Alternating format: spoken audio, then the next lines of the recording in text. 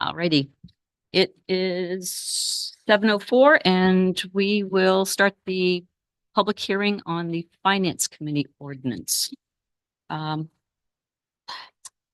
think basically this was just, we mainly reduced the number of members from 5 to 3 and reformatted it and made it compatible with the town manager form of government. Correct. Yes, that's the intent of the revisions here. You used to have 7 members. We haven't had 7 members or a meeting for several years. Yep. I'd really like to utilize a handful of residents who are still on it.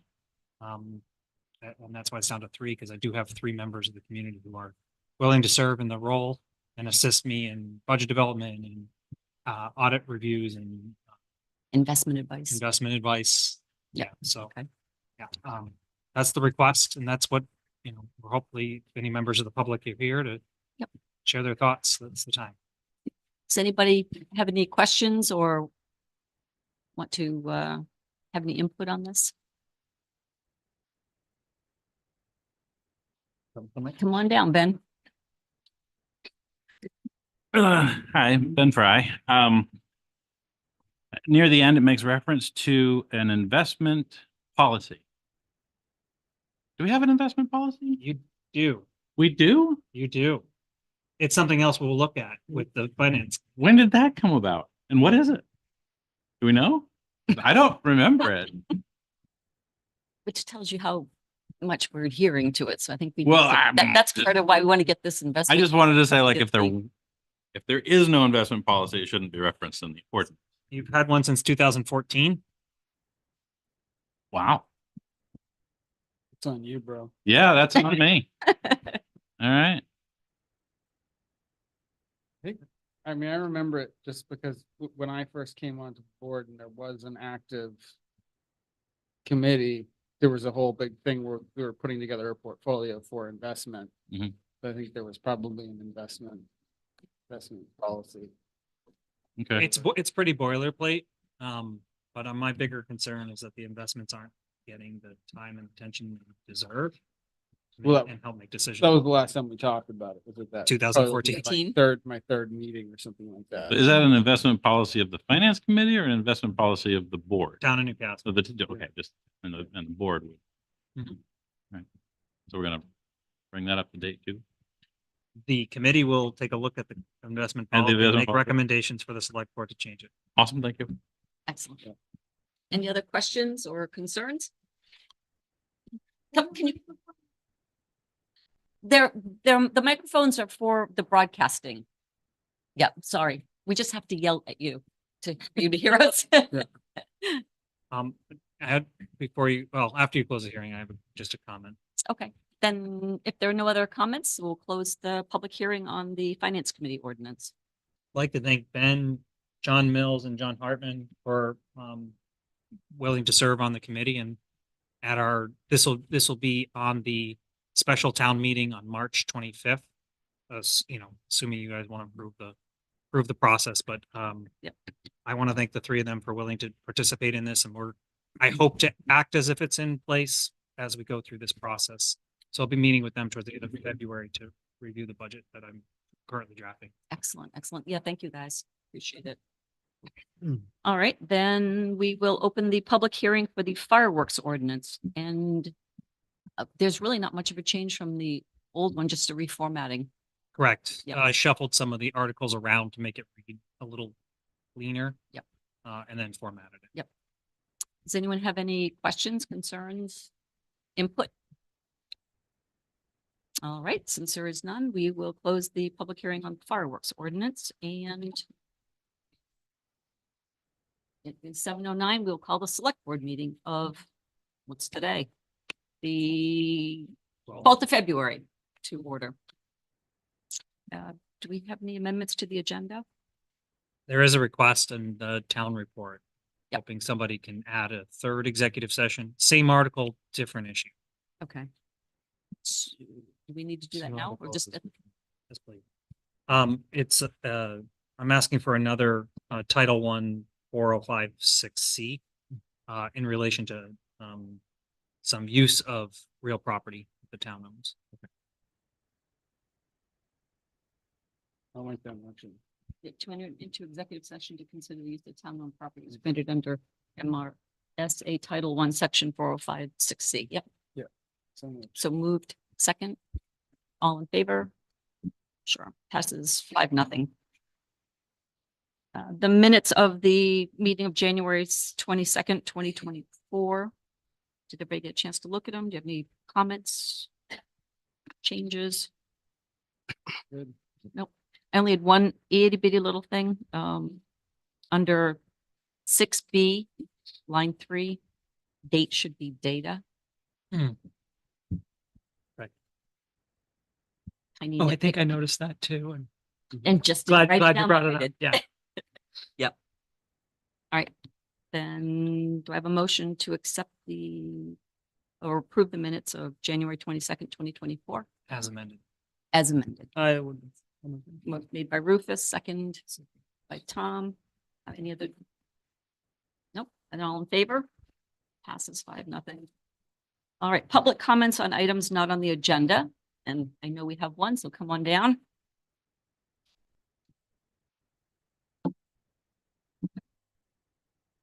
My name's Roger Wilcox. I live out in North Newcastle and I've spoken to Seth about this before, about the amount of salt uses that he uses. And my concerns with that is we have the Dyer River that goes through there and the Deer Meadow Brook goes through there. There's a lot of vernal pools through there. And those amphibians that live there, the turtles and the salamanders and the frogs, and they don't live in high salinity water. And the same with, well, let me back up a little bit. I worked for the state of Maine State Highway Department for over 20 years. And I was an operator of their equipment. I was also a supervisor. So I have a pretty good idea of when we're talking about too much salt. So the state has had to buy drill people a new well, and they've had to put a filtration system, filter the salt out of these wells.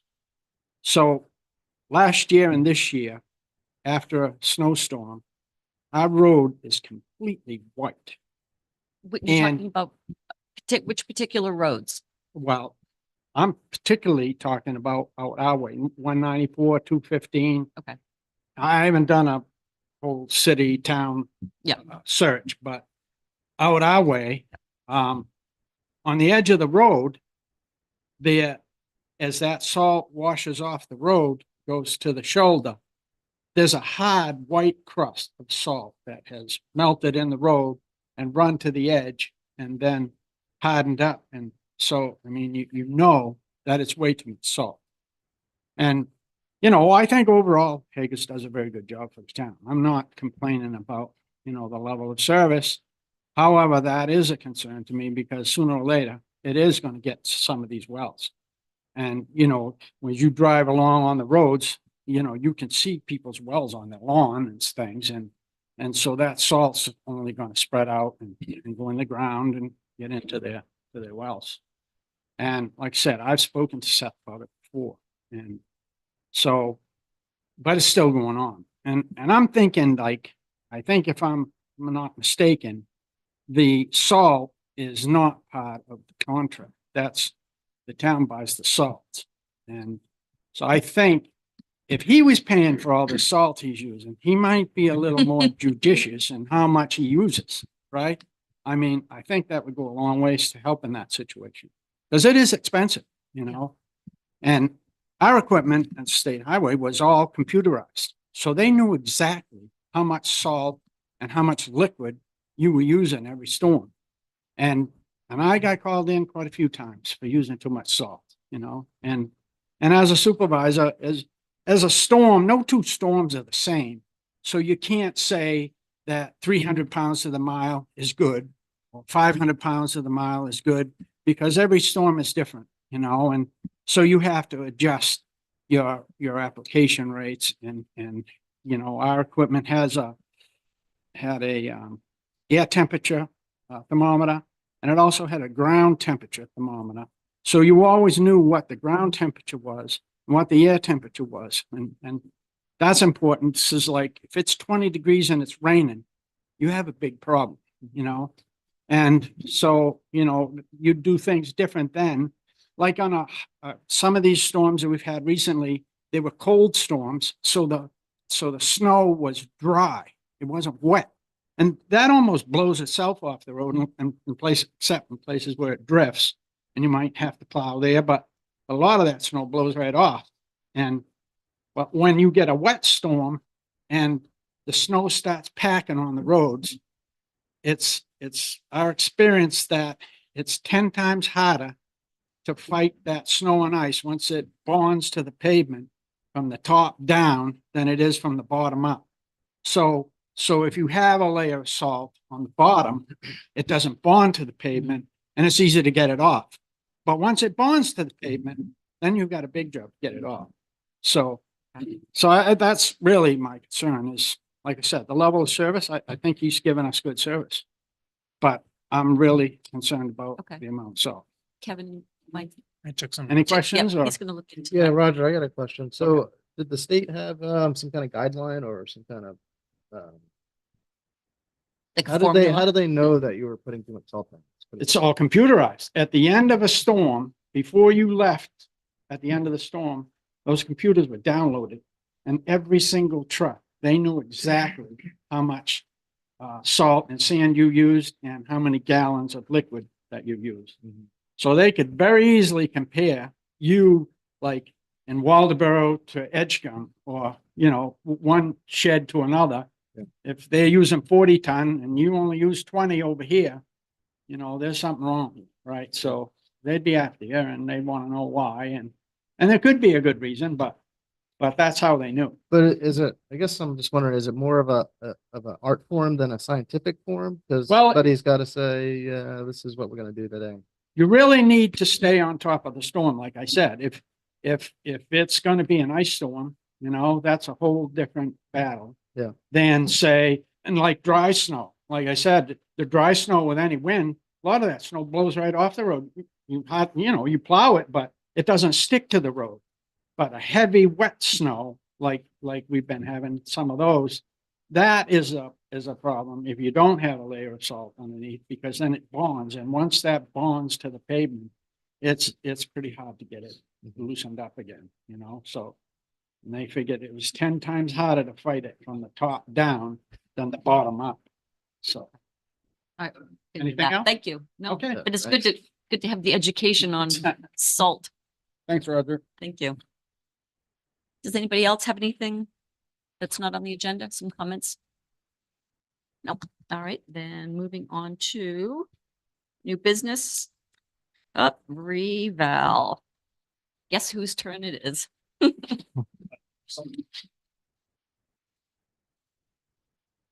Good evening. Hi, Hey, Jim. Jim. How are you?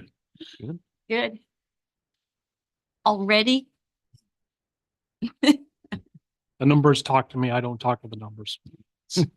Yeah. So where we're at is, we endeavor to be as close to full 100% value statistically as possible. The state valuation that's going to come out, they have us at 84%, as I've mentioned in the memo. We're going to be able to certify 90 this year, no more than that. Well, within a few points of that. So the requirement is that you cannot be more than 10 percentage points away from your actual valuation. We're at 84, so we can go to 82 maybe. Mostly that just screws up the tax bills with some odd cents here and there. So we're going to be at 90%. But that data is April of 22 old. Well, current information, I have us at 68%. It has stabilized. 22, 23 are roughly about the same, which is good. That tells me that the market has relaxed a little bit, and that's a function of inventory and of interest rates, I think. But all my towns are showing pretty much the same kind of attitude towards the values. 22 and 23 really show a stabilized average of sale price compared to market values that we have for assessments. So in that respect, I think the market's done what it's going to do. The feds are going to move interest rates, maybe we think. I don't know if they know, but all I know is in Newcastle and a few other towns. So I had thought that we might be able to hold the numbers from 21 until 25. We're going to be at 68 next year, and we're going to get a letter from the state that says you're not in compliance with state statute, which is 7%. We can pull the Band-Aid off today, or we can do it next April, but one way or the other, we're going to move forward. We'll take the statistical numbers, move those towards 100%, and then I'll review all the property values that result from that.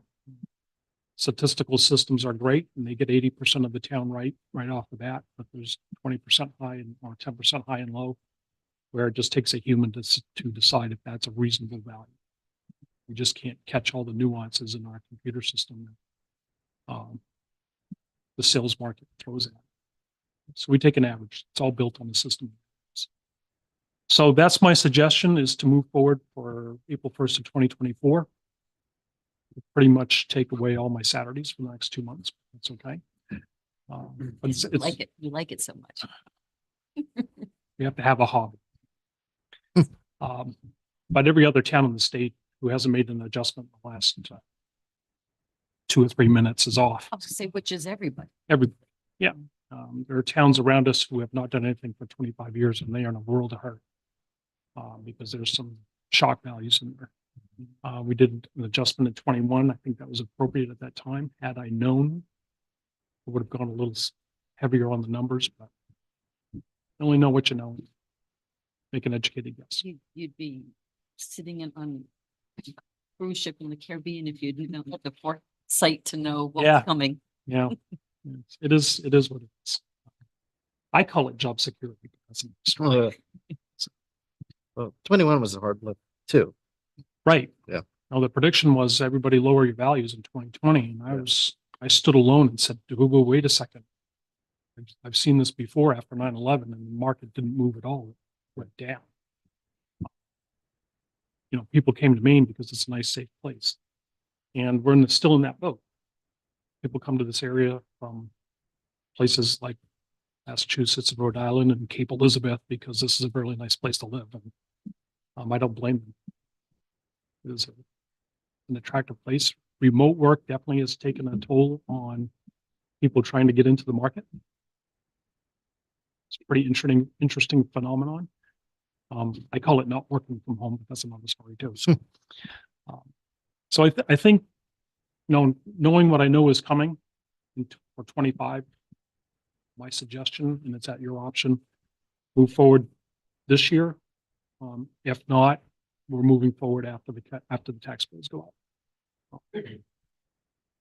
Because we will be below standards. We've appropriated half what I thought the cost would be 18 months ago. That hasn't changed any. Do the other half of this budget and we're good to go.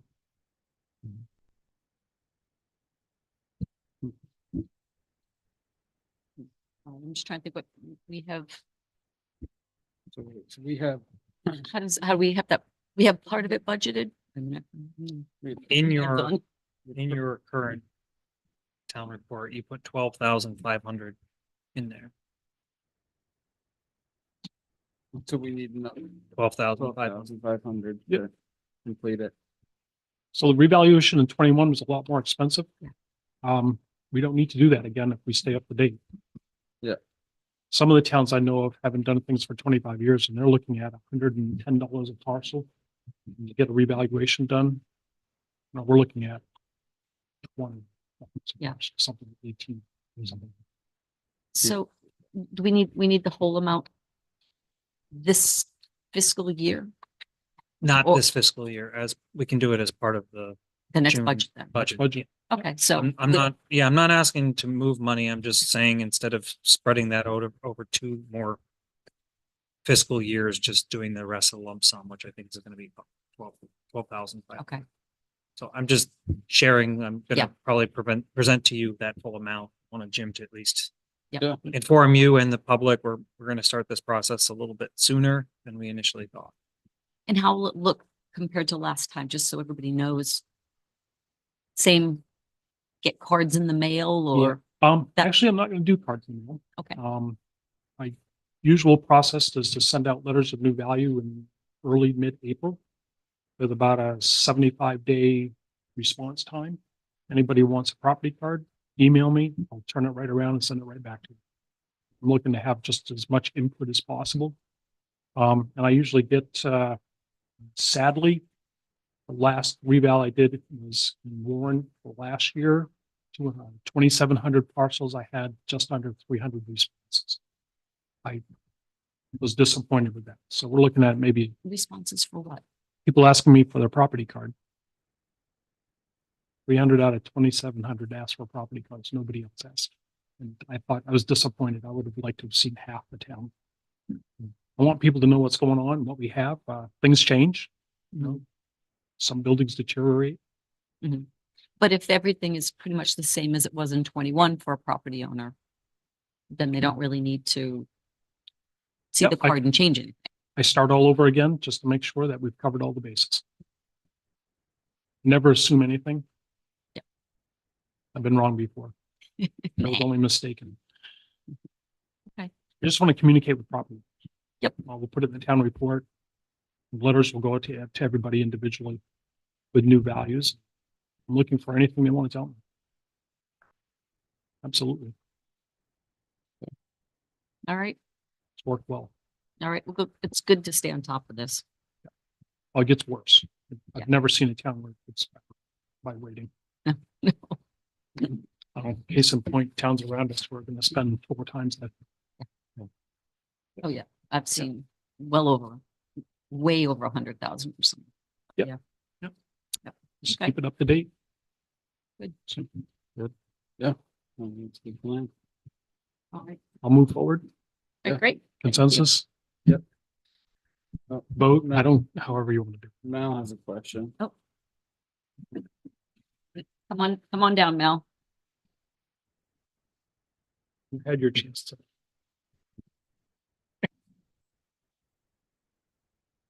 Al Carey from North Newcastle. I think it would be useful for folks to have some sense of the methodology. Now, a lot of it has to be judgment because this is not engineering. Correct. And some parts of the town have experienced higher jumps in the value of property than others. And how do you go about teasing out these differences, both in type of structures and in locations that have become sort of hot in the market? So if you want to take time to go look at the tax map, I have that laid out in numerical information on the tax map, and you'll see some trends that develop. Interestingly enough, in this town, the Damascus River commands the highest land values based on their sale prices over the years. You would kind of think Damascus Lake might be higher, and it isn't. There are pieces of the town where land sales really drive the initial valuation of the property. You'll see that stand out as well. You'll see the more rural areas are much lower cost price than some of the other areas. So that's been teased out. So I don't dig too deep into that kind of statistic. I'll look at location, quality of construction of the building. I'm not going to look at the impact of a 200 square foot deck on the house. It's too minutiae in the full value. So I'm really looking for those really big, broad pieces of information. Damascus River, as I said, really commands the highest increase in town. But the market tells us that.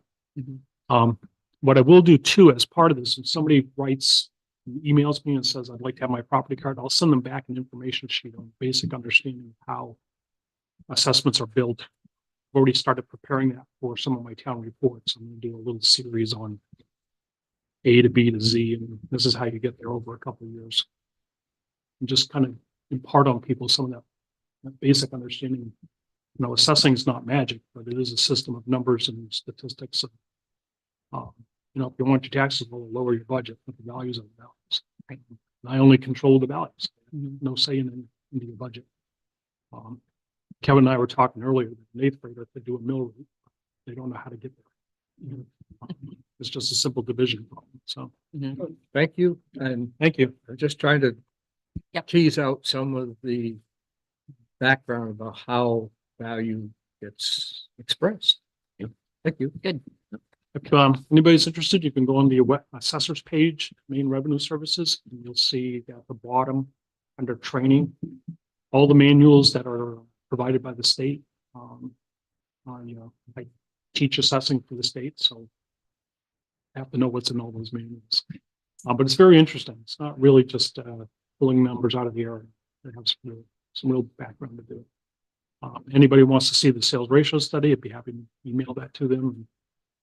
I don't usually get responses on sales ratio study. So it's awful. It's good. I do appreciate the support of the town, and Great. most people know that it's not the easiest job in the world. It's a necessary evil.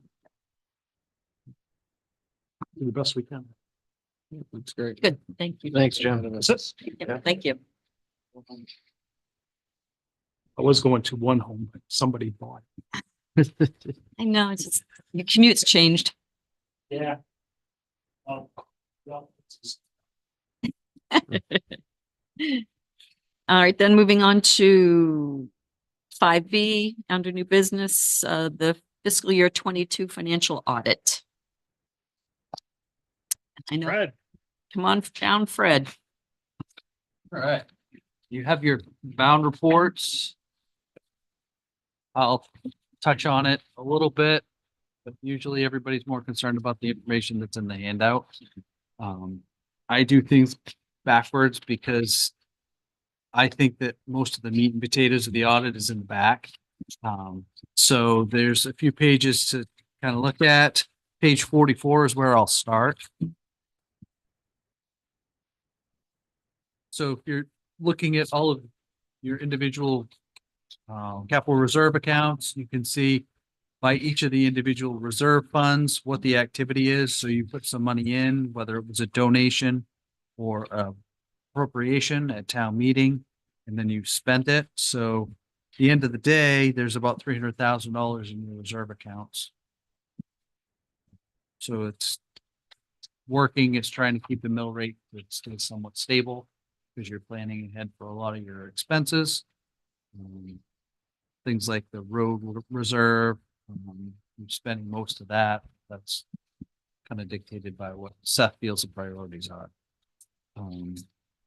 Moving forward, page 37. So the thing that I'll focus on is up at the top. So this is your cash balance. Everybody's usually concerned with how much money do we have. So at the end of June, you had about 2.7, almost $2.8 million sitting in your checkbook. So that has kind of a correlation to what your undesignated fund is, which I'll talk about that in a minute. You go to page 36. So this is looking at the commitment that Jim does for you. So there's two different pieces. The upper part is what you assess for taxes. So it gives you your valuation. So at the time it was $331 million for valuation. Your mill rate was 15.3. So that gave you about $5 million in taxes that you assess. You had $10,000 in supplemental tax bills that you sent out, which gave you about a little over $5 million to collect. You collected in cash 4.8 million. 18,000 was paid in the prior year. So people had paid ahead. And then you had $1,900 in abatements. So you collected 4.8 million. So still $263,000 left at the end of June. The bottom part is what happened at town meeting and when you committed the taxes. So a portion of your budget was raised from the taxpayer. You had revenue sharing, homestead reimbursement, you get the LRAP, excise taxes, and then you took $220,000 out of your undesignated funds. So your total budget was 6.4 million. 2.6 of it was for municipal, 3.3 was for education, and 423,000 was for the county. And you had a $38,000 overlay. these two big fold-out pages. These are how you did relative to your budget. So if you look at the first big fold-out page, page 34, most people are concerned with that unexpended overdraft column. So if you look at your compensation, you had about $60,000 left. There was about $40,000 in excise taxes that you received above what you budgeted. And then you had that $10,000 in supplemental. So those are kind of the big ones. It was $114,000 that it added to your undesignated fund. Look at protection. So it's about $69,000 that was added to your undesignated fund.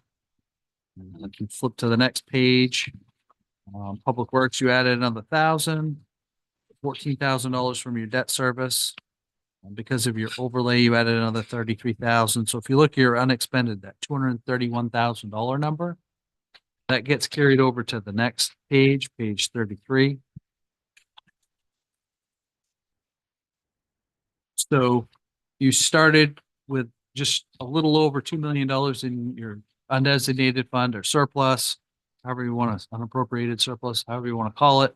It's what's left at the end of the day. So you added $231,000 to it. At town meeting, you took that $220,000 out.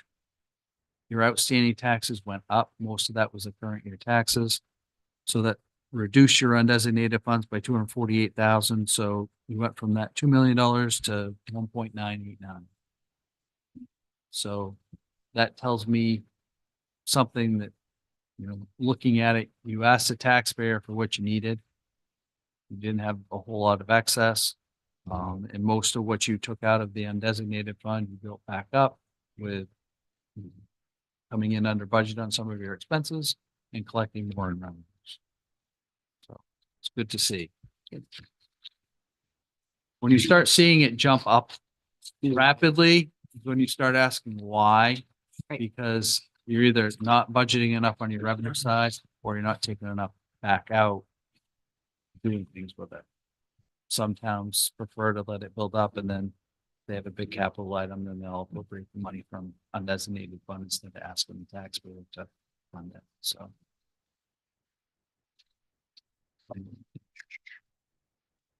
So go to page 30.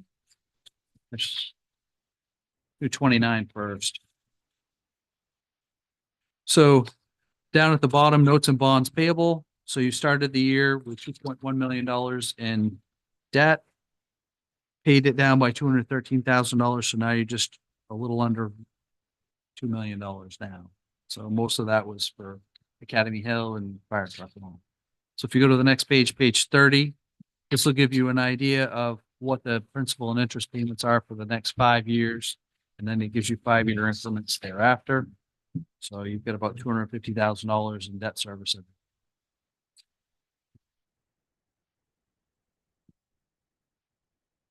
If you go to page 27, your property, plant and equipment, note D. So if you look at what your assets are, it was about $8.5 million that you'd spent previously on your buildings, your roads, fire trucks, all of those things. You'd spent $8.5 million. The whole premise in accounting is to allocate the cost over its useful life. So you've expensed about $3 million. So there's about $5 million left there. In the current year, you added $682,000. Most of that was from the work that you did on the roads. The expense over the useful life is about $191,000. So you actually increased your property, plant, and equipment by almost $500,000. That's good.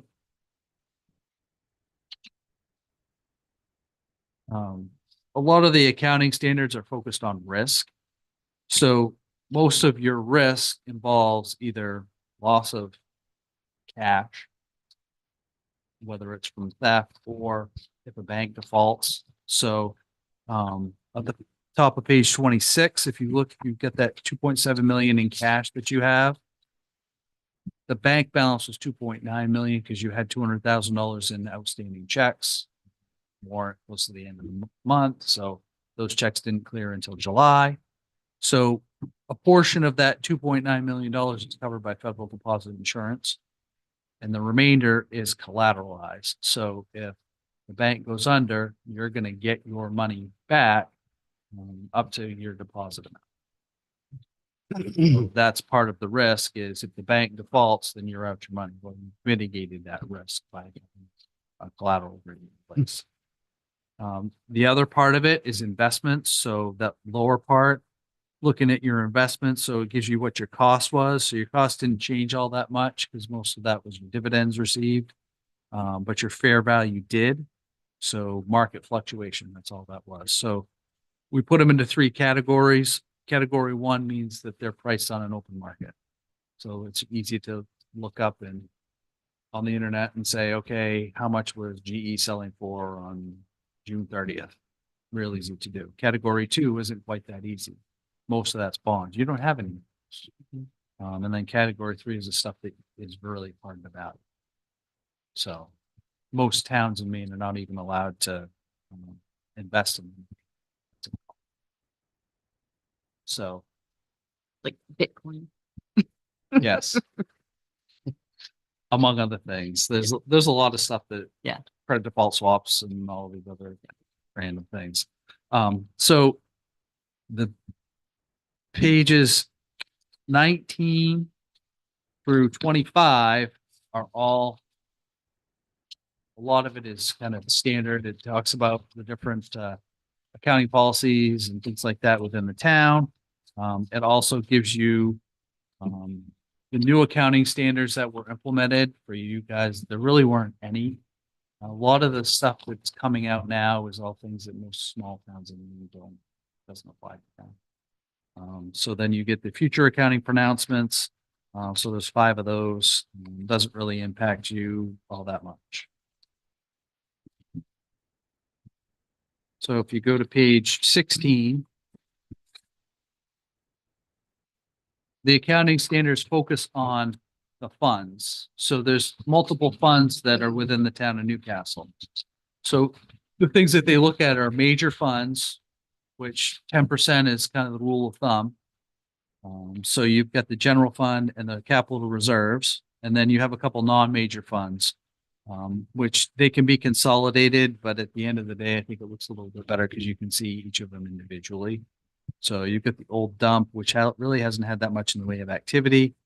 You've got your cemeteries, which only had an investment income, which the account actually went down. So that was 6,000. Then you have your harbor fund. So that took in about $5,000 and spent 192. So there's some money that's in that 2.7 million in cash. That's for the harbor fund. But as you can see, your revenue for 22 was 6.4 million versus just shy of 6 million in 2021. So if you're comparing, you look at your excise taxes, you actually went down. But a lot of that was because of COVID, because you had people who couldn't register their vehicles at the end of 2020.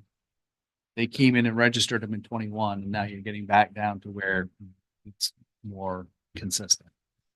You look at your education, so you got more education subsidy and fees, and then you get your intergovernmental revenues, which you got more in the way of revenue sharing. If you look at your interest, it was $115,000 in 21, and it was $27,000 in 22. That's because the investment account went down. If you look at your expenses, you got 7.4 million in expenses for 2021. If you look, the big difference was in roads. So you were wrapping up the Academy Hill project in 21, and then in 22, you didn't have those expenses. You still did some paving, but you didn't do project quite to the extent of Academy Hill. So if you look at your expenditures, that's the reason why those were down. You can see the $597,000 that was transferred. That was mostly the money that you put into the reserves so that you could have them available when you needed to do projects. So as a whole, your fund balance went from 2.7 million to just shy of 3 million. So exhibit E on page 15. So this is what you have, which are your assets, what you owe, which are your liabilities. You've got some deferred inflows, which is your prepaid taxes. and you deferred revenue sharing, and then you get your fund balance, which is what is left at the end of the day. So comparing your cash, you're up about $200,000. Your receivables were up a little bit. But you can see we talked about those taxes receivable were up. And that's why your undesignated fund went down. So there's a direct correlation there. Look at your investments, 202,000 and 19. So this is why I start in the back, because you can see a lot of these trends and consistencies across the financial statements as they get consolidated. So you look at your fund balances, the non-spendable didn't change. You didn't have any contributions to the cemetery trust. The other money that's restricted went down because the investment performance. Assigned went up. That was because your education carryover was higher, and then your unassigned went down. Any questions on the fund financial statements? Just when you say trust fund purposes, what does that purposes mean? So What is that category? if you go to page 17, you can see each of the individual funds that Yes. make up that $68,000. So it's mostly the cemeteries. You've got Worthy Poor and the Hatch Fund, but for the most part, that's the breakdown of it. So it's a little bit more detailed. So the trust fund purposes is really the spendable portion of, Yep. okay, What's available to spend. okay, got it. I mean, you haven't taken money out of those for a few years. I think they've just kind of sat there. In the We, investment account. we're trying to take some money out of some of them. That's what they're there for. Yeah. So, all right, any other questions on the funds? So now the accounting standards want you to present things on what they call the accrual basis. So the fund financial statements are on the modified accrual, which most of you think that way. It's, I take money in, I spend it out. So the accrual says, no, you spend it on an asset, you've got to capitalize it and expense it over its useful life. You borrow money, you can't use that to pay the bill because it's a loan, so you got to pay it back. So the focus on it on page 12 is the net cost to the taxpayer. So it takes your expenses on the accrual basis, that $5.5 million, and reduces it by what you've charged the taxpayer for. That's like building permits. For you guys, that's the biggest piece of that, $46,000. Then you have operating grants. So Public Works, they got the Europe money. Education gets the subsidy, and then unclassified is, that's where the ARPA money was posted.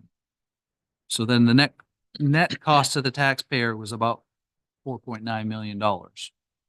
So you went and asked them for $5 million.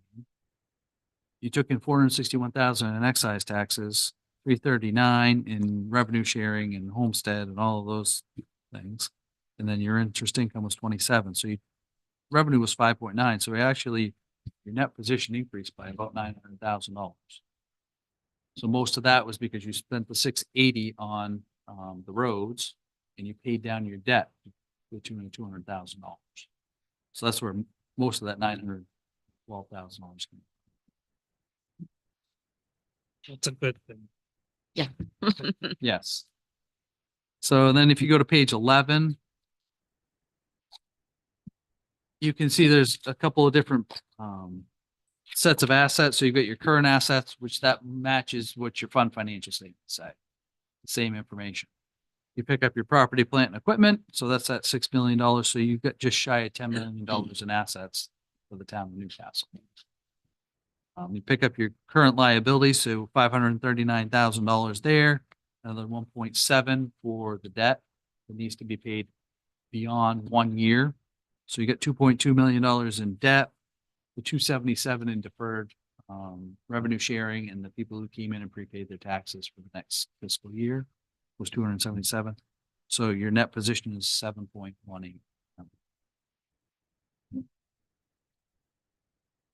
Any questions on the accrual basis? I know it's riveting.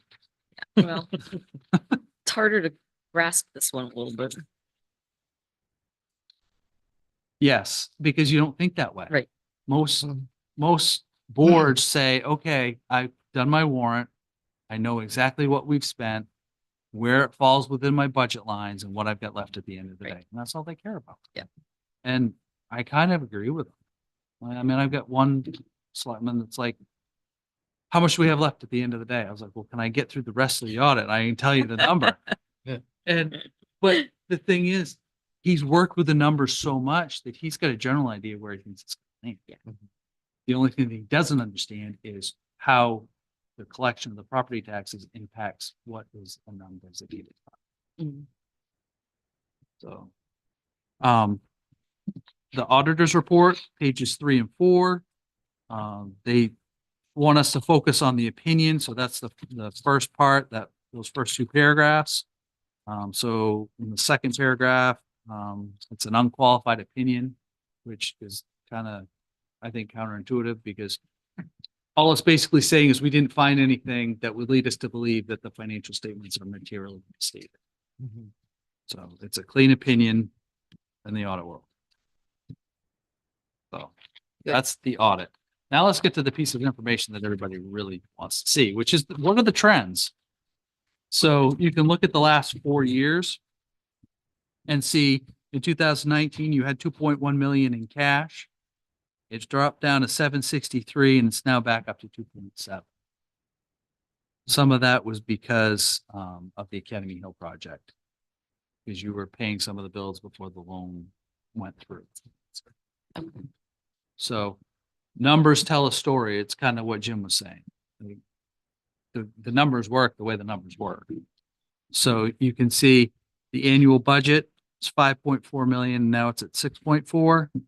You look at your commitment, went from 4.5 to a little over 5. So that $1 million increase, half was absorbed by some other revenue source. Current taxes outstanding. So you're kind of in the middle of where you've been over the last 4 years. In 21, it was down to 200,000. So you collected 995, almost 96%. And now you're back down around 95, which if you look at 2019, that's about where you were. Most towns stay fairly consistent.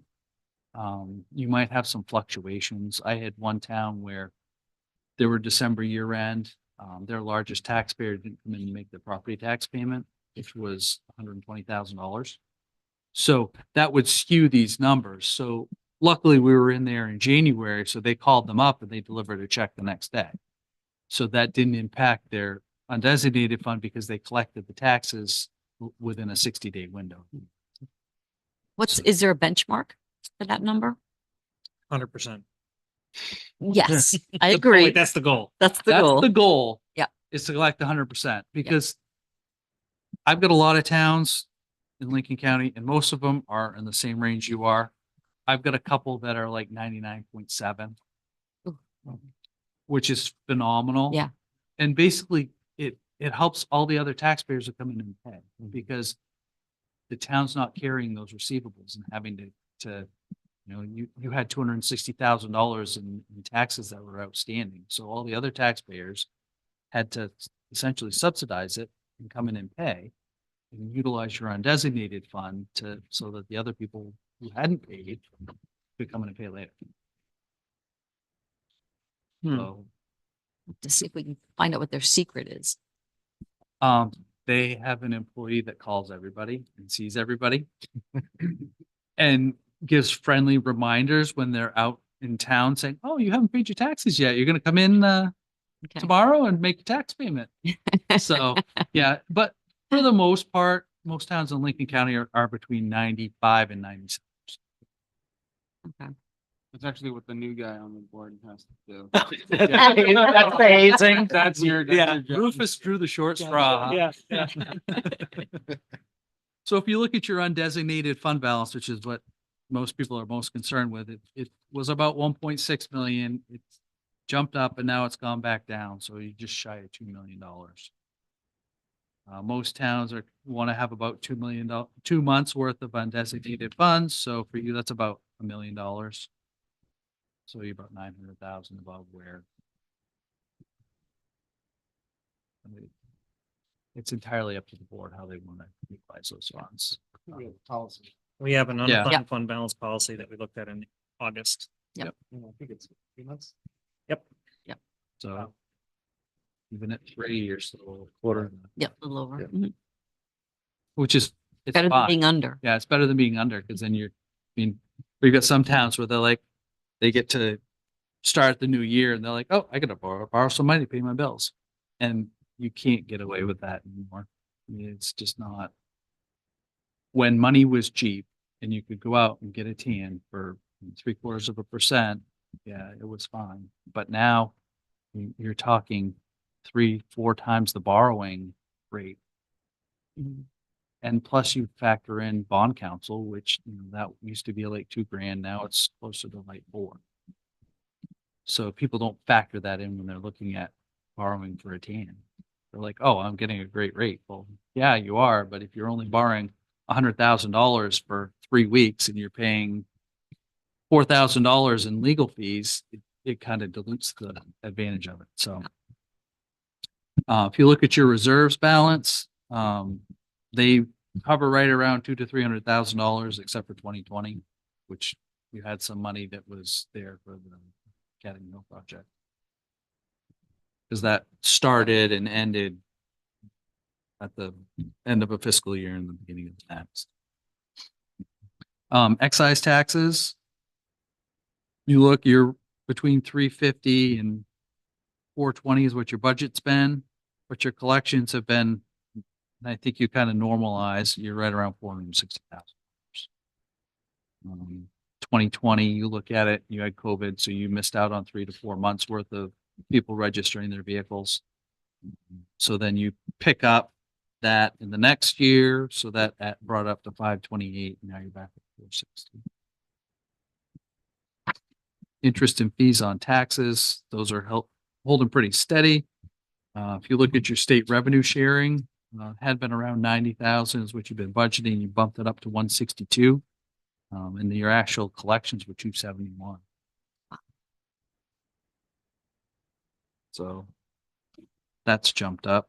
When you look at your homestead reimbursement, that's just a function of the mill rate and what you have for taxes, properties that are valued with homestead. And if you look at your outstanding debt, you had very little in 2019. You borrowed through the big road project, and now it's working its way back down. I think when you did the Academy Hill project, it was perfect timing. Low interest rates and Yeah. I know it's one of those hindsight. It's like we should have done more stuff. Any other questions? Is there a good debt ratio? I mean, how is that 1.9? Sort of The side state, up to other, the state's rate Yeah. ratio, you're well below that. yeah. I don't know of a single town that I work with that even comes close. You're in very good shape. Good. I mean, most towns, it's not even 10% of what they're allowed. Does the state have, what's the state's guideline? It depends on what your value is. Yeah. I don't remember off the top of my head, is it 40%? 40%.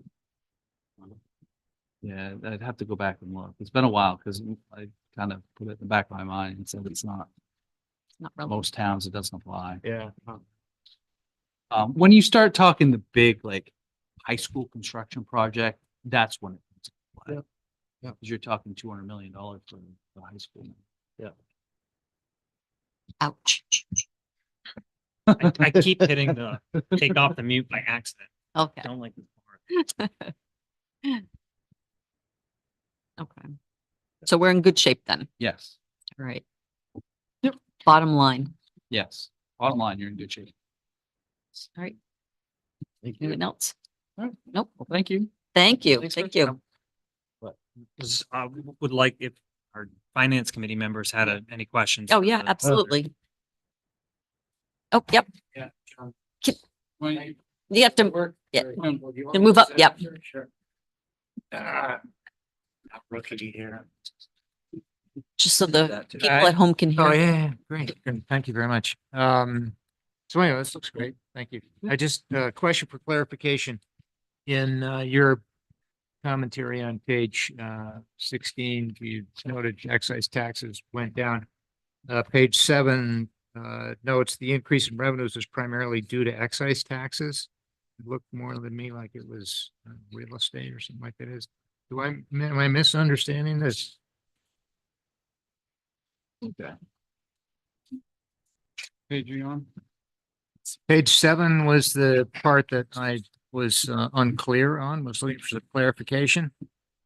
Statement about the increase in revenues being due to an increase in revenue in excise taxes, which Yep. appeared to me to go down. I Right. misunderstood. So Right. relative to the budget, Uh-huh. your increase, you collected more than what you had anticipated. I see. All right. That added to your undesignated funds. And that's And what this and that's- revenues and expenses is referring to here? Yep. This revenues went up 9.151%, which I see. I thought this was perhaps the component that drove that 9.51% increase in revenues. That's not what this means, right? So, yeah, it's based on these revenues over. So I looked at the breakdown of the revenues and it looked like the revenue increase. About a $500,000 increase in real estate, tax collections, and the excise tax thing actually seems to go down. Sorry to drag you through this. Maybe we should do this separately, but anyway, I had property taxes up 492 plus or minus. Yep. Which seemed to be the bulk of the change in total revenues, which is, I believe, what that comment was referring to. And the excise taxes, as I read it, actually went down, which I Yep. thought was correct, and that didn't, I was having a hard time, lining that up Yep. with that statement. Okay.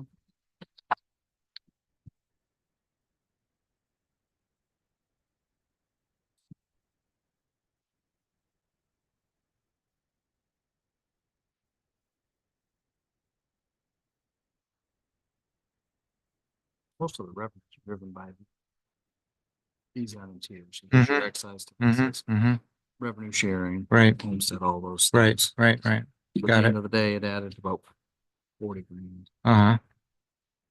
Right, So that was most of the other revenues increase. I see. So, yeah, property taxes was also part of that. So, well, right. Looked like that was actually most of the change. right? Yep. Okay, thank you. Thank you. So, I mean, do you want to sit down and go through it in more detail? Good. Thanks. That gave me one quick hot minute to tell you that after FY 22, so we still have FY 23 to catch up on. Yep.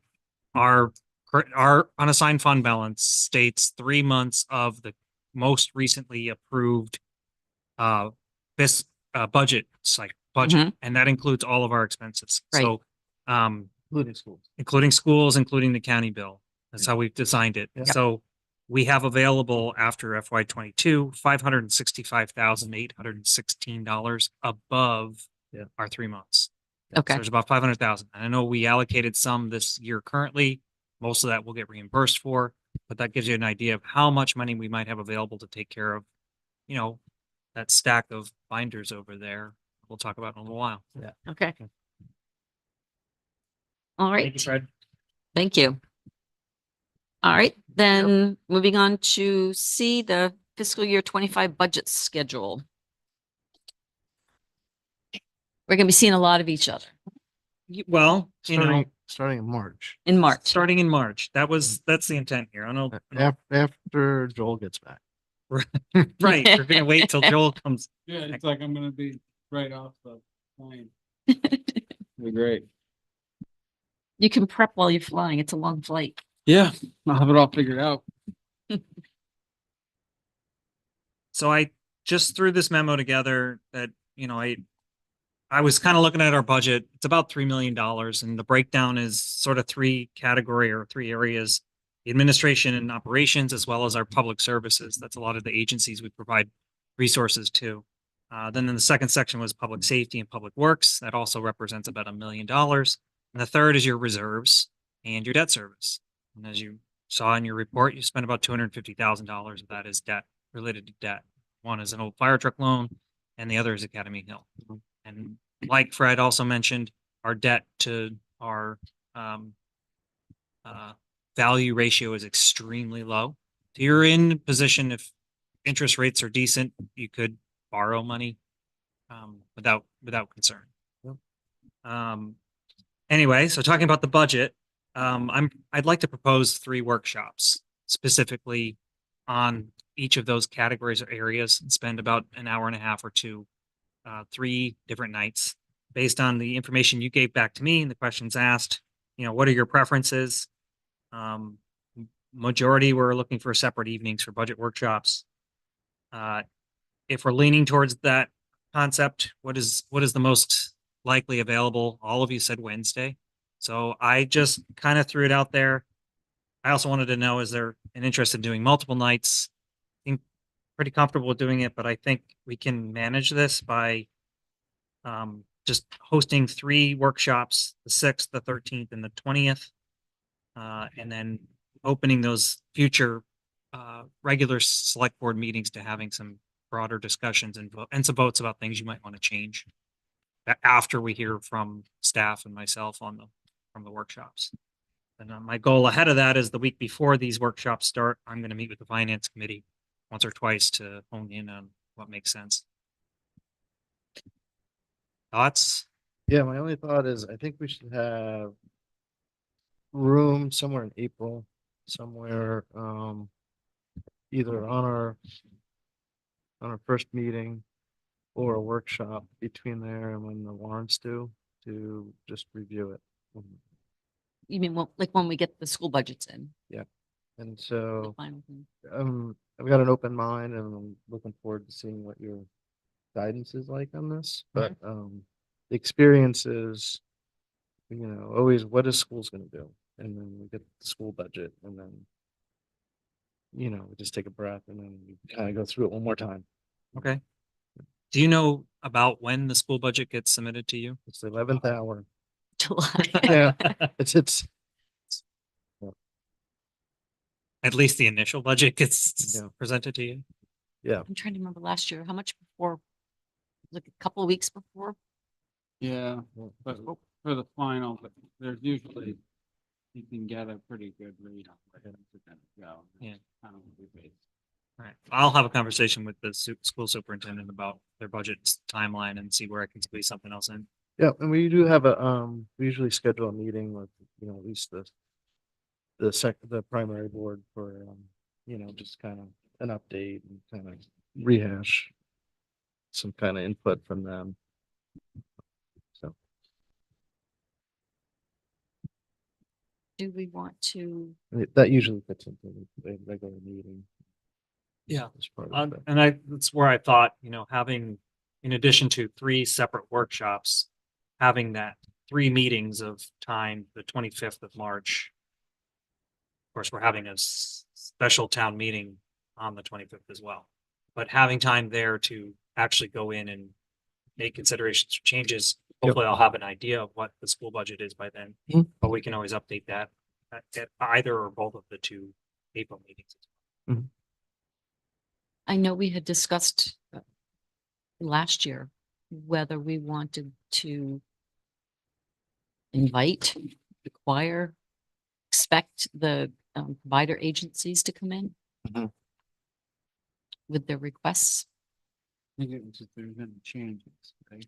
I don't know. We had talked about it as possibly that, or do they need to come in and explain why they want what they want? We didn't decide anything, but then we did discuss that a little bit. So I don't know if we want to extend an invitation or.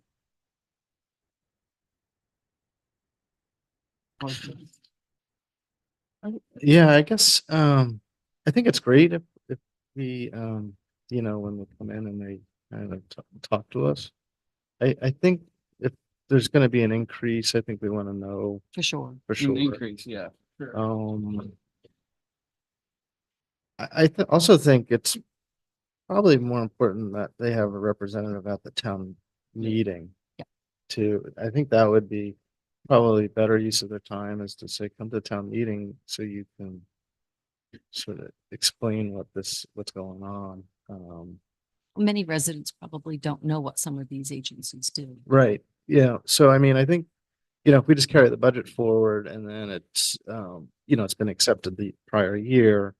But, like, there was a couple of outliers last year that had an increase. I think we actually reduced them. Yeah, and they didn't come in.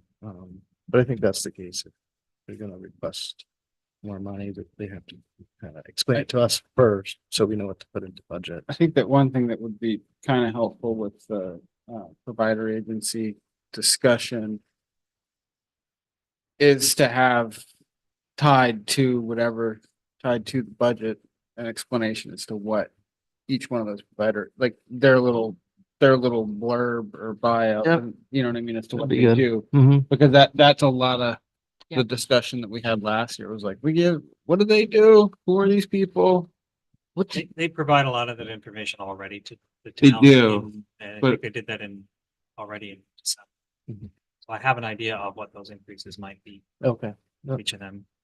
Happy to provide that information to you ahead of time. Yeah. You I can think that- probably make by the next meeting, you can make a decision as to whether certain ones come in and I'll. That'd be good to know. Yep. Alright.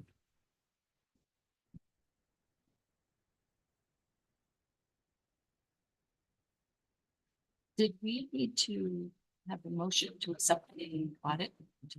Oh, yes, we did. Sorry. So, nope, I just realized Remember that too. that, yeah. Do I have let's back up a little bit. Do I have a motion to accept the fiscal year 22 audit as presented Some of by Joel, seconded by Tor? All good? All right, then all in favor? This is 5-0. Thank you for doing the procedural things. with me. No, I'm surprised I remembered that one. So we're all good with the 3 Wednesdays? That works fine. I will say that I'm going to be missing the second April meeting. I'm gonna be traveling. nice. No, we can do it without you. Just giving you a heads up. Oh, thanks. Are we doing it 7 o'clock? For the workshops? The workshops? Oh, yeah, what time? Didn't put that in there, can I? 7 o'clock's great. Yeah, We have dinner before. Exactly. 6 is hard. Do we need a motion on that? We all agree? Yeah. Okay. I'll just schedule the meetings knowing that the chair is calling for it. Everybody agrees. Okay, then moving on to setting the annual town meeting. Well, we've already been getting questions. When is the town meeting? I think people do plan some of their schedules and events and vacations around it, so let's get it set now. You laugh, is it wrong? Okay. Let's see, you put up some dates here which are in line with kind of timing we normally have anyway. Good. Look at you. Yeah, these are the dates I think staff have already been planning for. I know the ballot, Voting. Mhm. right now there isn't anything on the June ballot. We have to vote for 2 positions. For the us, I mean, I'm select sorry, for board. the state. Oh, the hasn't state, okay. stated anything yet, but we're gonna schedule it as if it might. still Okay, happen. So yes, we do have, and I included that in my manager's report. There's 2 open positions for the select board. Like it.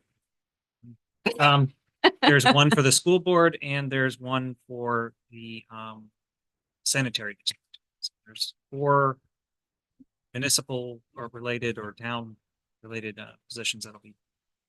And I have nomination papers will be available March 1st was my next question. Good. and they'll be due back April 12th. And I'll verify that when I open my town manager report.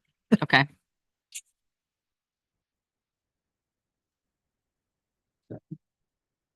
Those dates work. What day of the week is June 17th, the Tuesday? Both Yep. calendar. June 11th, the Tuesday, the June 11th is the ballot day, and then the meeting, the annual town meeting typically or opens that day, but stays open until the next Monday when you have, or next Tuesday when you have the Monday. The 17th is Yeah. Monday, when you have the annual town meeting. We changed it. We changed it because it's Juneteenth, observed That's on, what it was. on a Monday. That's for some what we reason. changed last year. Yeah, that's on the following Wednesday, so. No, but I think it's, Oh, is it an observed holiday on a? I don't know. It wouldn't make sense that we had done it. Yeah, I think it was last year, wasn't it? It was just an outlier. Yeah, okay. I think we're good. Okay. Juneteenth is Wednesday, Right. June Nine. 19th. 19.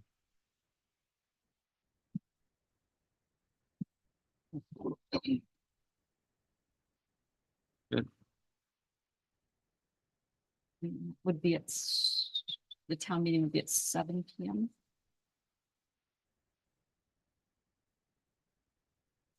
We normally do it, right? I don't know the answer to I know, So, I'm so that, looking at Joel. oh, I'm just looking, we're having it on. Yeah, I, 7. 7 PM. We do it Yeah, at 7 7 PM, yeah, My memory's foggy. Yeah. Ben's nodding. Thanks, Ben. thank you.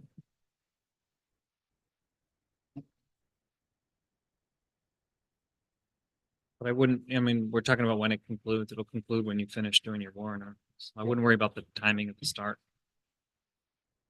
Oh, well, we gotta tell people.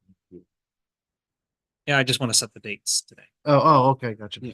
It'll go in a warrant article as part of the packet in April 29th, 22nd. I just want to be able to tell residents. Okay. 17th. I'll move that we set the dates for the 11th and 17th. All in favor? Aye.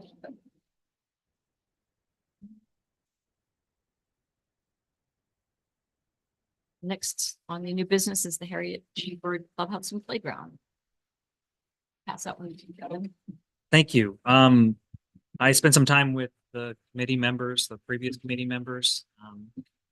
It's kind of unclear how the committee has evolved over time, so I just want to sort of revamp their webpage related to this on our website, and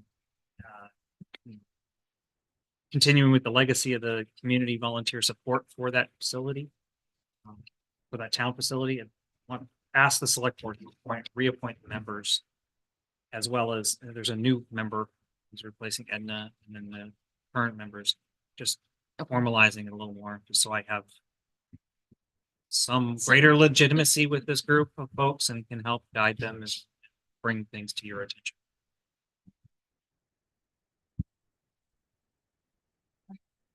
I guess we'll just look for a motion to appoint Jim Mercer, Carol Jutnick, Christine Wagner, David O'Neill, and Megan Burney to serve on the Harriet G. Bird Clubhouse Committee for 3-year terms ending on June 30th, 2026. So moved. Moved by Rufus, second by Joel. Does anyone have any questions on this or? Have they all agreed to this? Yes. Okay, I have to ask before I vote them in. Yeah, and I didn't take the approach of a staggered, not yet anyway, because I'd really like to work with this group of folks and see where it goes from there. 3 years, they can evaluate whether or not they stay a year, 2 years, 3 years. There's no ordinance around this. It's just a committee that's recognized by us. Yep, okay. Right, then all in favor? 5-0. All right. Now we'll move on to unfinished business. Oh, we have some packages to open. Fire truck Yes. bid opening. Yeah, and I think that handful of gentlemen in the back here are all excited about this. Everybody's had their fingers crossed that they're good bids, right? Yeah, I do have some information I'd like the chair to collect. I have 4. So in my memo, I recognized 3, or actually 4 bids. I Okay. realized we had a 4th one come in before everyone left for the day. But it was still within the time frame. So we have 4 bids. I'm gonna hand them to you to.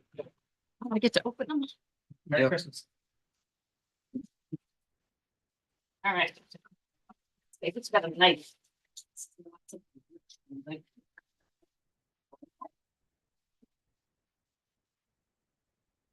Time of opening was 8:20. Grab that. I don't have to read this, do I? No, what I'm Whole thing. looking for is the bid response vendor and the bid amount. And Like, here's. No. Well, I don't know. It came from, okay, Rick Eamons Emergency Vehicle Sales. That says Pierce, so I don't know, Look at this. is it, Just is- look- is the look at company, this thing. here's his name. That's, but does the bid come from Rick? Yeah. Eamons? Yeah, Okay. because that's gonna be the bill, the. So who's,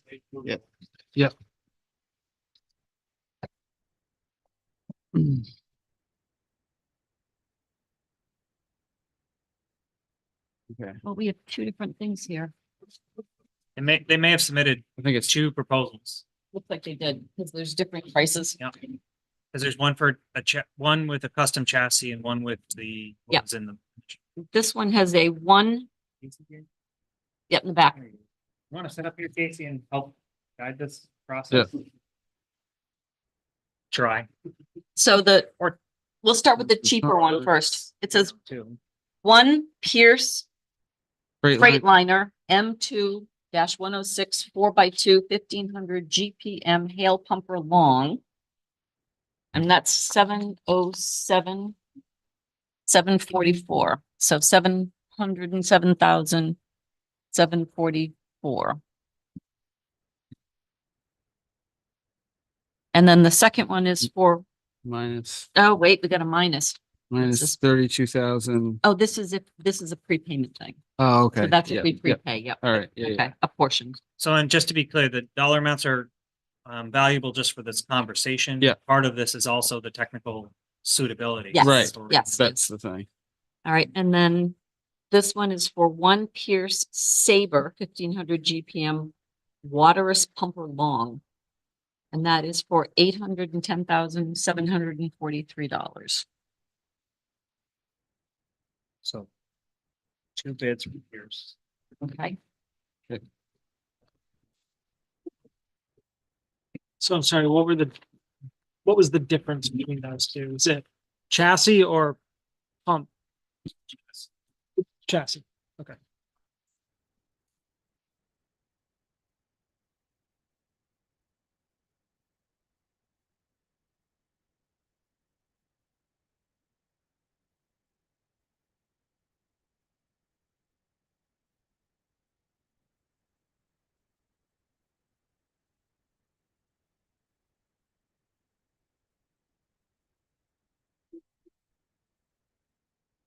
KME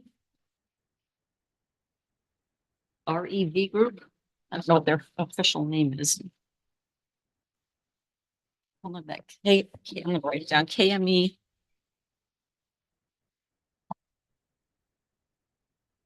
With Bulldog Fire Apparatus.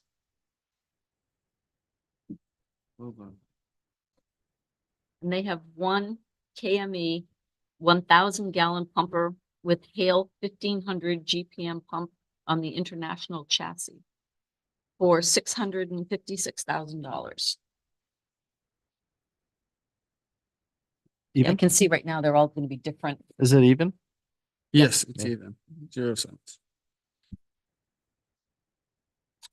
And we even have some cool drawings in here. Two more I bids. like so. drawings. See what it's gonna look like.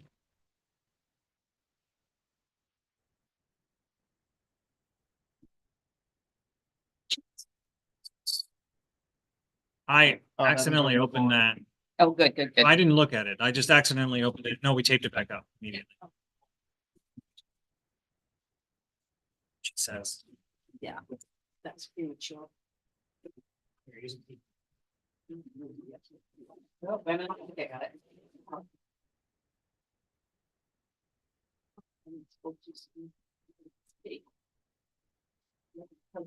Wrapping Christmas gifts. Very long about it. Keep the kids from getting into them quickly. Wow. And gives us a lot more time. All right, this one is. Four, let's see, what is it? Four Guys fire trucks. Not to be confused with Five Guys burgers. And one Four Guys new commercial pumper installed on International HV 607 four-door cabin chassis for $730,702. No cents.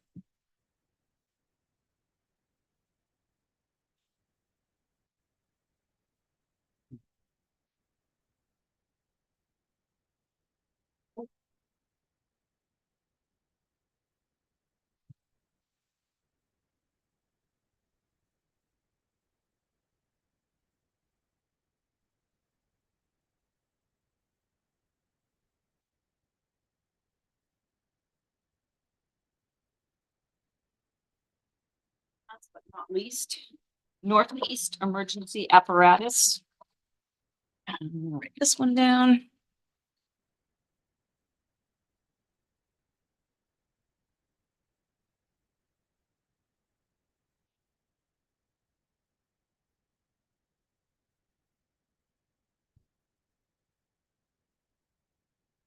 Oh, this one's gonna take a while to read.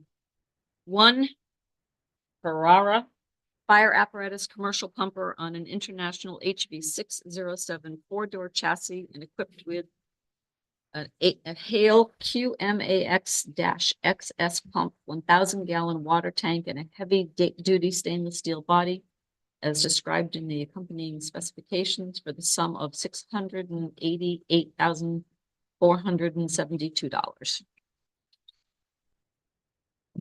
Okay. 472.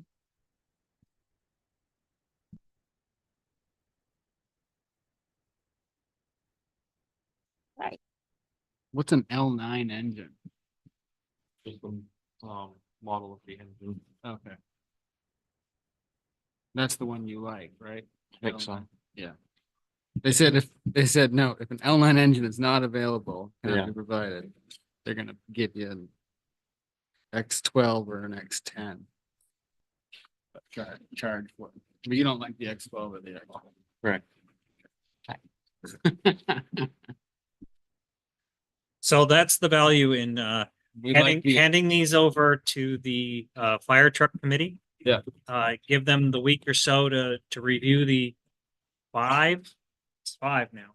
I thought it was four, but it's five. You have two from Pierce. Review those and provide some analysis of the. So if you look at the RFP, the goal was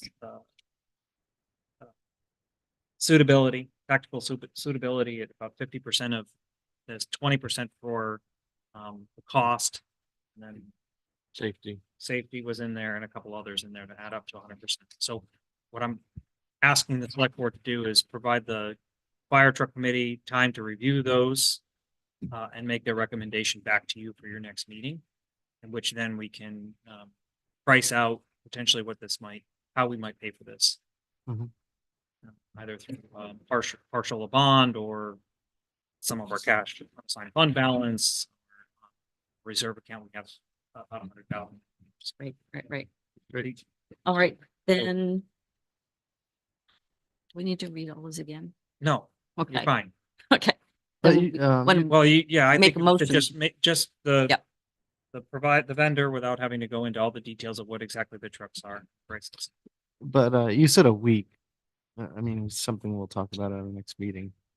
Wouldn't it be? About a week. When's our 2 next weeks. meeting? 2 weeks. So you're saying they get This back, week, they're they gonna get come back back to to me you- next week. okay, and then you have that ready for our agenda. Correct. Got it. Correct. And how long are these quotes good for? We'll have to- Did not read do it. through that part of it yet. She just opened them. Okay, so it wasn't, that wasn't part of the RFP. There is an expectation in the RFP, about holding these till we have voter approval. Okay. Correct, Casey? Yes, You had So- another comment? yeah, some of those, if we would dig deeper, there may be another price, like the KME one, there may be a option in there for a custom chassis. So I don't know if we wanna look at those and have to announce those now, or if they're gonna get put on a spreadsheet and then maybe on the website and the manufacturers can look at it there. Okay, The supplemental's fine. Yep. Just wanted to get an idea where our price range was Mhm. publicly. You mean So that's- if they're different options within the Yeah. bidders, yeah, I think that's fine. okay, Because one of them says the other engine doesn't come, it's gonna cost us more money, so. So why don't we just recognize where the bids are coming from and the price range that identified. All right, is a week enough? Is a week Casey promised me he could do it, right? we should be able to, Okay. Yeah. Give it a try. There's a lot of pages there. yeah. Just saying. All right, then, Well, the amount of work we went in putting together our own specs was, quite a work. Yeah. all right, then, so we recognize we have bids from Rick Emons, KME, Four Guys, and Northeast Emergency Apparatus, 5 bids total, ranging from $656,000 to $810,743. So we will ask the fire department's truck company committee to review the bids and provide a recommendation for our February 26th select board meeting. A motion for that. So moved by Tom. Do I have a second? I'll second that. Second by Rufus. Anyone have any more questions or any other discussion on it? Nope. Then all in favor? All right, passes 5-0. We did have one of our bidders attend tonight, Rick Evans from Pierce. Oh, Just great. wanted to introduce you to. So a gentleman from Bulldog showed up at noon today. Oh, did he? Yeah. Unfortunately, he couldn't see. Yeah. All right, thank you. Good luck, guys. Thank you. Excellent. Do you need like a cart or something, Dolly? dolly? I'll just pass them out.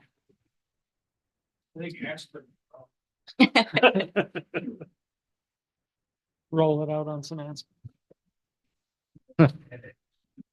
Kevin, what do I need to do with this? Give it to me.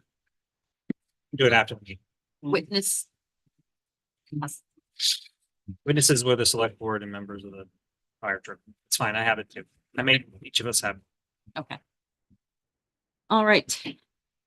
So then on the fire, One of the About- F for, other F. and words. we had lots of Fs tonight, the finance committee ordinance.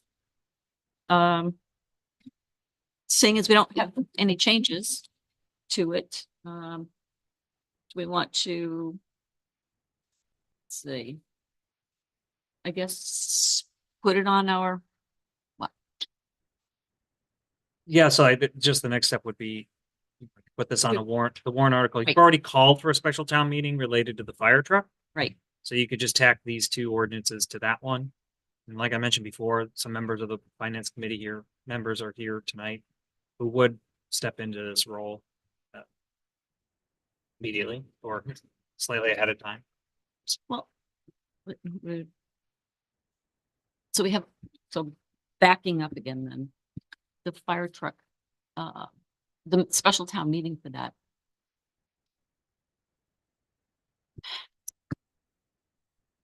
There's I have a thought that do we want to do this whole thing at a special town meeting or at the town meeting? It's a lot of money.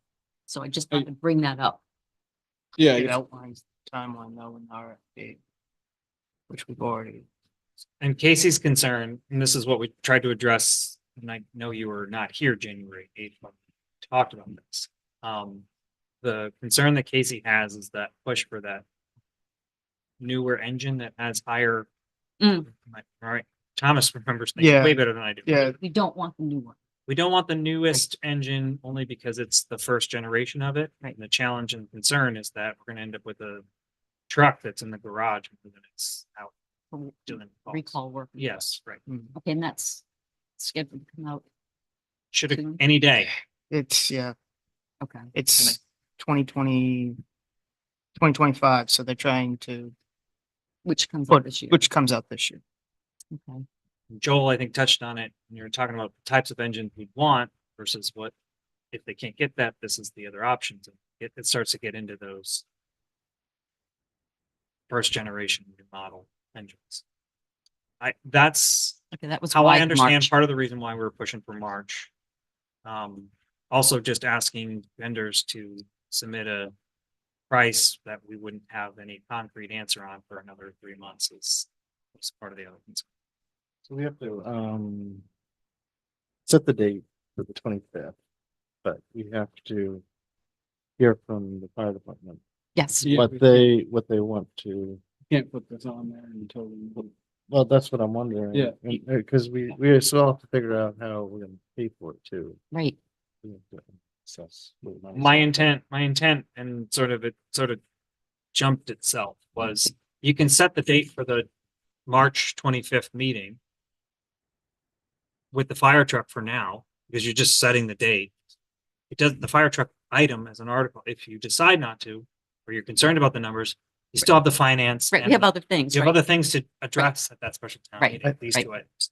I think we set the date for fireworks Right. and finance, and then we tack If on we're ready to do fire that one. truck if we're ready. Okay. Yeah, March 11th would be the date that you'd have to set your warrant article. Yeah. For the special town meeting. So you have the Yeah. 26th to review. I'll bring some proposals with the numbers. Yeah. For consideration, and you can debate which direction you want to go. And then you can either set it, tell me to add it to that warrant article or not. That time. Okay. All right. That sounds fine. It just dawned on me as we're like getting ready to put this on there. So, all right, since we didn't have any feedback, we don't seem to have any changes we need to make to the finance committee ordinance. So I guess, do I have a motion to draft a warrant article for consideration of the amended finance committee? We can't, let's just say, let's do the finance, fire and everything all at once. Finance committee ordinance at the special town meeting on March 25th, 2024, and notify the interim town clerk. So moved by Rufus, seconded by Joel. Phew.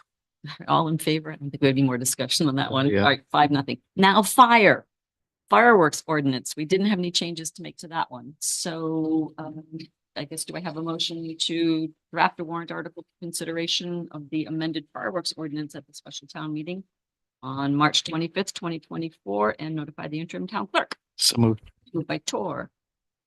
Seconded by. Three of you. All in favor? All right, 5-0. Okay, so we have those two things on that special town meeting.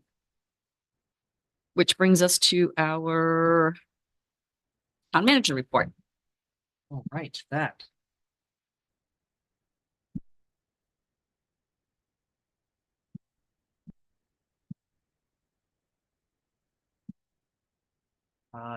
This afternoon, I sent you the town report or town manager report. I also included a financial report as well. So I'm trying to get in the habit of making sure the financial report is at the first meeting of each month. So you have information from the prior month as quickly as possible. Like I said, the fire truck bid opening actually had 4, actually 5, so even more when we opened it. I gave you some motions for executive sessions because I neglected to include them in my initial packet and then added that third item. So thank you for that. The harbor management ordinance. So we met June 18th, or I'm sorry, wow, January 18th in a special workshop with Damerscotta. We heard from the harbor committee on some of the changes they were hoping for. What I'm really grateful for is how much conversation happened by both boards about additional changes that needed to take place within that document. And I've drafted a red line version of it that I've now shared both with our attorney and the town manager in Damerscotta. Once I get their green light, I will put it in front of you. But the bigger conversation was around, can we do a special town meeting with both towns involved at the same time? The answer is yes. But when? is now becoming a challenge. And I'm proposing we hold off on doing it until after the June meeting, maybe late August or early September.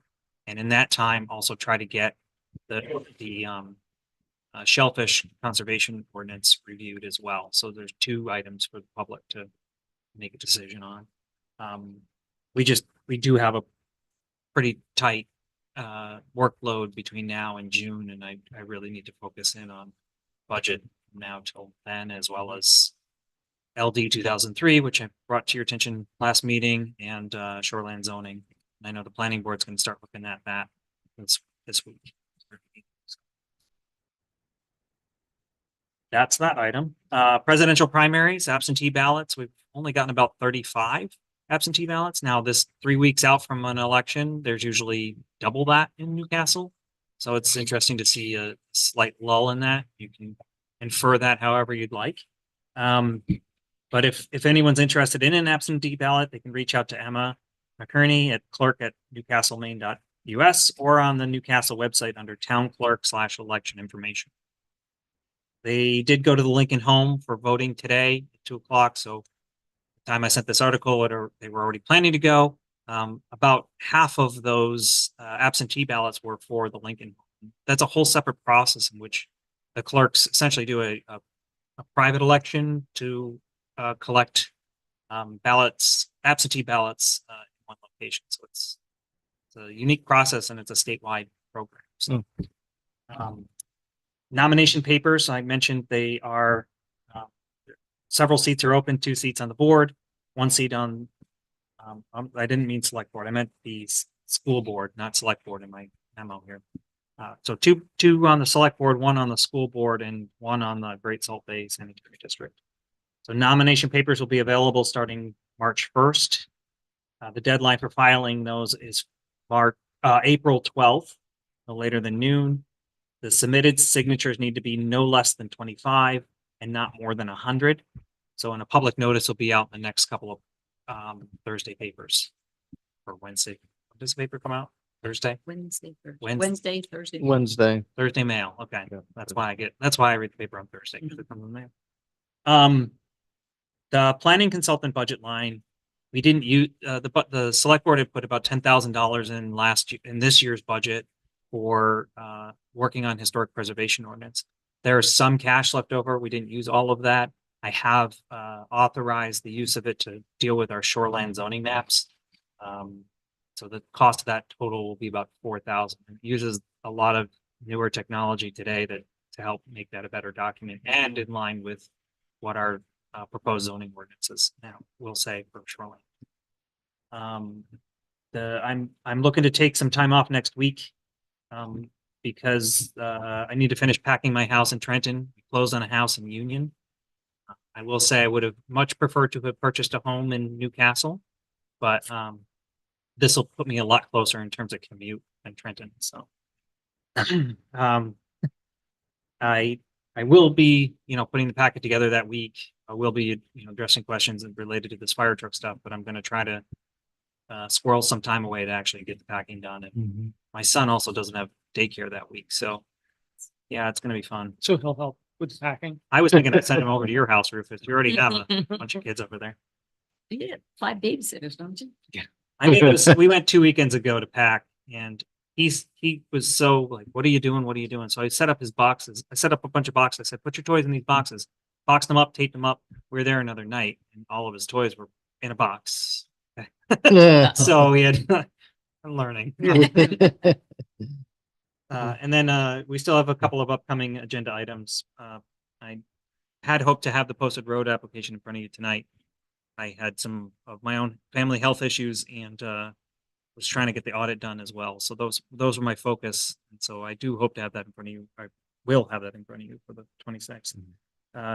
We still are working on the ground lease and the fish ladder agreements. So that's my report. Oh, finances, we're good. Yeah.